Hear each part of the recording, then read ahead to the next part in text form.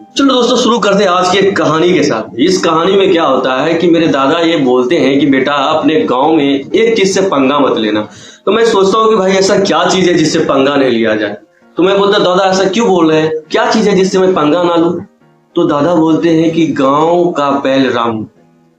हमने सोच में पड़ गए कि भाई गांव का बैल रामू, इसमें क्या ऐसी खास बात है?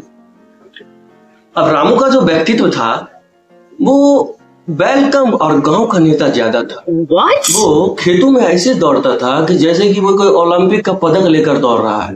वो इस तरह से खेतों में दौड़ता था, पूरे गांव के लोग उससे परेशान थे, पूरे गांव के लोग। एक दिन बहरहाल दादा ने कहा कि चलो हम लोग जो है रामू को नहलाने का काम करते हैं। अब आप सोच रहे होंगे कि भाई रामू को नहलाना कौन सी बड़ी बात है, रामू एक गाय एक बैल है, उसे नहलाना है। लेकिन भाई साहब, आपको रामू की ताकत का अंदाजा नहीं है। रामू इतना बलवान है। रामू को नहलाने के लिए पूरे गांव जुट गया। कोई रस्सी लेकर आ रहा है, कोई बाल्टी लेकर आ रहा है, तो कोई पानी लेकर आ रहा है कि रामू को नहलाया जाए। और कुछ लोग तो यूं ही आ रहे हैं कि देखा जाए भाई रामू को कैसे नहलाया जाता है। रामू इतना पावरफुल था कि उस पर कंट्रोल कैसे किया जा रहा है। रामू को जब हम लोग पकड़ने के लिए गए तो रामू ऐसे भागा जैसे कि साला उसका स्विस बैंक में अकाउंट हो और हम लोग उसका चाबी चुरा रहे हैं। वो इस तरह से सरपट लगाया। बहरहाल किसी तरह हम लोगों ने रामू को पकड़ा और नहलाने की कोशिश की। अब जैसे हम लोग पानी उसके ऊपर डाला, रामू ने ऐसा छलांग मारा, ऐसा ढुस्सा मारा कि सारा पानी मेरे ऊपर गिर गया। अब हम सन रह गए। अब हम सोच रहे हैं कि बेटी जो हम रामू को नहला रहे हैं या रामू हमको नहला रहा है। पूरा गांव हंस रहा है कि देखो ये रामू को नहलाने के लिए आ रहा है। रामू के बारे में तो मैं इतना ही जानता था कि वो एक बलवान है, लेकिन मैं ये नहीं जानता था कि रामू लुच्चा भी, साला लफुआ भी है।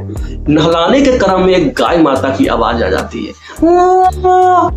रामू गाय की आवाज सुनकर ऐसा प्रेमी की तरह दौड़ा जैसा कि उसका प्रेमी ट्रेन में बैठा हुआ है, ट्रेन खुल गई है।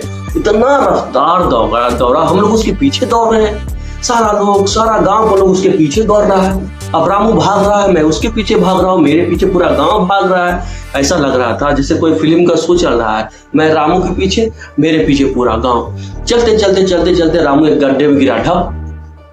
अब रामू जैसे गड्ढे में गिरा, मैं रस्सी पकड़े हुआ था, मैं भी गड्ढे में गिर गया और मेरे पीछे पूरा लोग गिर गया। अब जैसे पूरा लोग गिर गया, जब मैं उठा और जब मैं देखा तो अपना नक्शा देखा कि पूरा नक्शा बिगड़ा हुआ है, पूरा नक्शा एकदम पूरा हालत खराब है। तो दादाजी ने आके फिर कहा कि बेटा, मैंने कहा था ना कि गांव के बैल रामू से पंगा मत लेना, वो बहुत ही खतरनाक है।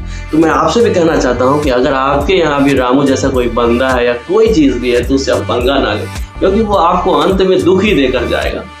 बहुत बहुत धन्यवाद।